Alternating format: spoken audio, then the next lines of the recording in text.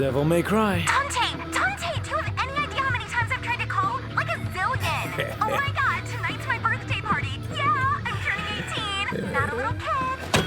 If one thing can be said for certain of the Devil May Cry games, it's that they never go precisely where you expect. The original 2001 title, after all, was a decidedly odd blend of gothic-influenced visual design, anime excess, and blood-soaked action that spun out of the development of Resident Evil 4. Its sequels kept up the unpredictability via being varied in tone, stylistic influences, and even overall quality. And of course, no conversation about the series would be complete without addressing the politically charged and supremely divisive 2013 reboot. Basically, to engage with anything in the series requires one to come to terms with the reality that Devil May Cry is a really freaking weird franchise. Yet that strange energy can sometimes result in some of the medium's finest moments, with Devil May Cry 5 acting as a strong testament to that notion. Welcome to MojoPlays, and this is our review of Devil May Cry 5.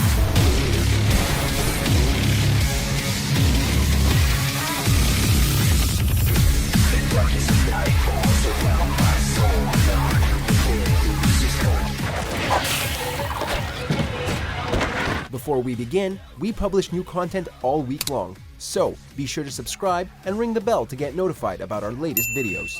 Picking up after the events of Devil May Cry 4, the brash demon hunter in training Nero has been following in veteran Slayer-for-hire Dante's footsteps.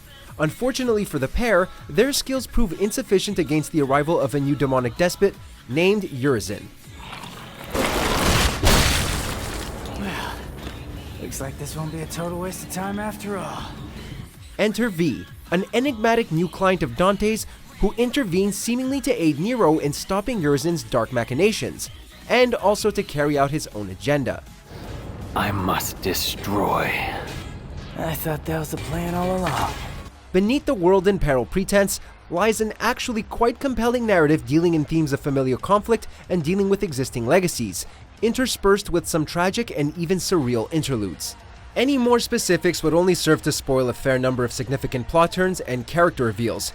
In short, much of Devil May Cry 5 is dedicated to paying off lingering threads from past games. Though much of the impact will certainly vary based on how invested one is in Devil May Cry lore, it's rather well conveyed and makes sense on its own terms. What? No chit-chat or monologue?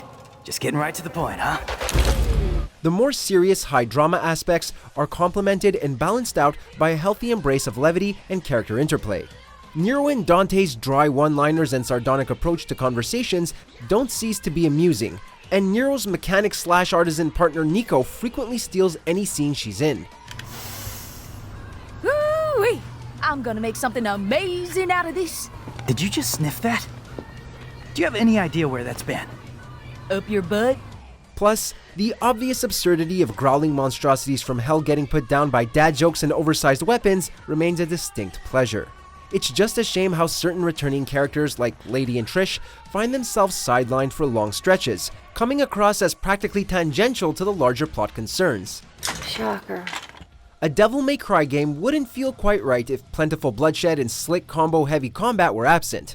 Thank goodness then that DMC5 proves ready and able to deliver per usual, albeit with a few new changes and additions. For starters, the game has players switching between 3 protagonists this time, each sporting unique movesets befitting their characters and requiring different approaches to use them efficiently.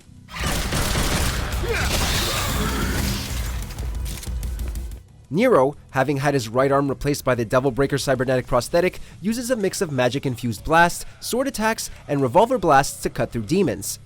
Dante gets a wide array of firearm and melee weapons, including an utterly delightful magic hat, as well as a quartet of combat styles to be swapped on the fly. And of course there's V, who relies on commanding his demon companions from afar to attack on his behalf. Rest assured that if one style of play doesn't quite sit well, it won't be long before you switch to another character. For us though, the variety and depth of options for each character proved quite enjoyable to dig into. Perfect timing. Now we're starting to act like a team. Ew. You like flirting with me? The 3 men have separate upgrade trees and weapon loadouts accessible before and during missions, with new skills and improvements gained with the spending of the requisite red orbs.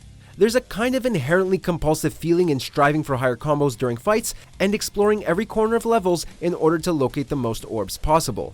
As of writing, the balance between the amount of red orbs available and the cost of specific skills seems just about right. You better take care of that. Speaking of exploration, it's worth noting just how intricate the levels in Devil May Cry 5 are, in more ways than one. Each mission has its own range of special orbs of varying colors. Gold for revivals, blue for increasing vitality, the works. Then there's the increasingly challenging side missions, only accessible by lining up one's field of view to locate hidden sigils. Even just wandering slightly off course can lead to splendid urban vistas or spectacular angles on grotesque structures. Nearly every detour proved worthwhile, be it for material reasons or for aesthetic appreciation. Should've just hacked my way through. Not enough can be said about the quality brought to the game by the RE engine. The series' blend of varying horror and dark fantasy styles in its architecture and monster designs truly shine here.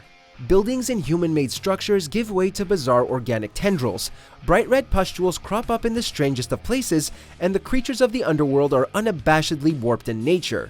Dante, Nero, and company also benefit from some damn impressive facial and performance capture, helping to drive home their respective personalities and quirks. Hey, Psycho! Watch the merchandise! Hey, stop bitching and take cover! The sound design too seems to be of high caliber. Much has been made of the theme Devil Trigger, a truly splendid track that evokes punk and metal in its every line. It's deployed both as the punctuation to standout sequences and as the backing during particularly successful battles, never failing to set the mood.